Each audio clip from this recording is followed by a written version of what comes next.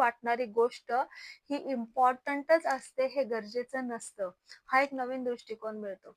म्हणजे असं की आपल्या आयुष्यात प्रत्येक गोष्ट महत्त्वाची असते हे गरजेचं नाहीये आणि प्रत्येक गोष्टींकडे आपण लक्ष दिलं पाहिजे हेही गरजेचं नाहीये. पण आपण वागतो उलटं. आपण काय करतो सगळ्या छोट्या-छोट्या गोष्टींकडे लक्ष द्यायला जातो. आपलं अटेन्शन तिकडे जातं. त्याच्यामुळे आपली एनर्जी, क्रिएटिव्हिटी, आपली ऊर्जा, सकारात्मक ऊर्जा आपण तिथे विनाकारण खर्च करतो, वाया घालवतो. म्हणजे आता इम्पोर्टंट गोष्ट आणि अर्जंट गोष्ट ह्यामधला फरक ओळखण्यासाठी पुस्तकात एक उदाहरण दिलंय.